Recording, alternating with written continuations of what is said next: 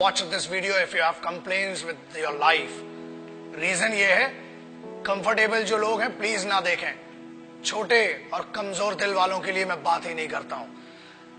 See, generally now youngsters, youth or anybody in this country, especially Bharat में बड़ी शिकायतें आई हैं कि यार हमें ये नहीं मिल रहा, वो नहीं मिल रहा, हमारे पास कंफर्टेबल लाइफ नहीं है. What do you know about the problems?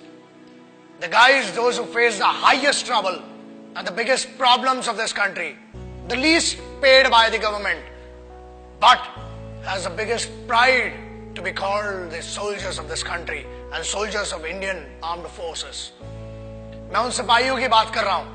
Example, जब ये वीडियो देख रहे हो ना, तब हजारों लोग वहां सियाचिन ग्लेशियर में, शायद आधों को तो नक्शा भी नहीं पता होगा, सैन फ्रांसिस्को ऐसा बता देते हैं मैप पे आजकल बच्चे.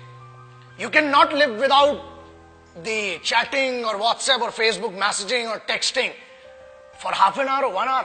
मैं उन सिपाहियों की बात कर रहा हूं जो ग्लेशियर में रहते हैं. 8G, 10G, 4G, 8G सब इधर चलता है दोस्त. वहां कोई जी नहीं होता है. वहां पर सिर्फ गालियां सुनाई देती हैं उस साइड से, और यहां से खड़े होके भारत माता के लिए खड़े हुए. Remember one thing, they are not there. They are not fighting for this country only because they hate the enemy. वो इस देश में रहने वाले लोगों से बहुत मोहब्बत करते हैं, इसलिए वो वहां पर है. They are not there for the payment which is given to them. They are not there for the privileges which are not given to them. Privileges are given to you. The facilities are given to you. फिर भी इतनी complains.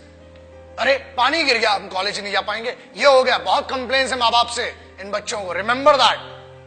दोस्त, complain करने के लिए बहुत लोग हैं, लेकिन वो कंप्लेन नहीं करते हैं. क्यों नहीं करते हैं? Because they are fighting for this land, they are fighting for this country, they are fighting for that emotion of freedom. They are fighting for that emotion which belongs to you, which doesn't belong to them. वो एक sense of responsibility, sense of security आपको देने के लिए वो रात भर खून में खड़े हुए हैं. आप बात करते हो -50 जनरल टेम्परेचर है सियाचिन ग्लेशियर का. -50 जनरल. जब आप ये वीडियो देख रहे हैं, हजारों सिपाही आज भी अपने खून को सुखाकर वहां पर लड़ रहे हैं. They cock up their rifles, they write their last letters to their families, और उसके बाद एक दूसरे की नजरों में इसलिए देखते हैं कि मेरे यार ये नहीं पता कि कल मैं तेरे साथ बैठकर खाना खा पाऊंगा कि नहीं. बोलना तो बहुत दूर की बात सोचिए, आप सोच भी नहीं सकते किन कंडीशंस में वहां पर. And remember one thing, I'm not talking about the highest battleground of the country. I'm talking about the highest battleground in the world. This is the only place which is called the highest battleground in the world, and it is written in the history of the world wars. It is written in the history of warfares. जहां लोग श्वास नहीं ले सकते ना, लोग कहते हैं कि हमने 50 या 500 मीटर की दूरी पर या ऊंचाई पर लड़ा है. ये हजारों मीटर की ऊंचाई पर है, जहां सांस नहीं आती है, दिखाई नहीं देता है. वहां पर भी वो सिर्फ जज्बा है जो जिंदा रखता है लड़ने के लिए और इस देश की रिस्पेक्ट के लिए. किसी बेवकूफ गद्दार ने भी बीच में कुछ कहा था कि Indian army is rapist in Jammu and Kashmir. अरे बेवकूफ, फौज रेप करती है ना तो हथियारों से करती है, और होल होके तुम्हारा रेप निकलेगा. याद रखना, ये तो कॉन्स्टिट्यूशन है कि हमें फौज की आज भी एथिक्स और इज्जत है कि फौज आज भी कुत्तों को नहीं मारती, इसलिए बचे हुए हो. और याद रखना, किसी के भी खिलाफ कह लेना, मगर हिंदुस्तानी फौज, Indian army, navy and air force के बारे में बोलने के पहले 1 करोड़ बार सोचना.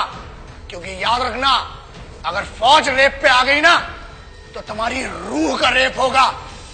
Indian army does not rape. Army, navy, air force, they protect your women, they protect your sisters, because they consider every woman and every young woman as their sisters and mothers.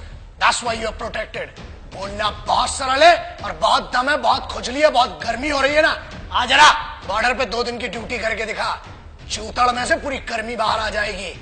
अक्टूबर 1947, देश अभी आजाद ही हुआ था कि हम पर तो जंग थोप दी गई. But who did that? Let's talk about that.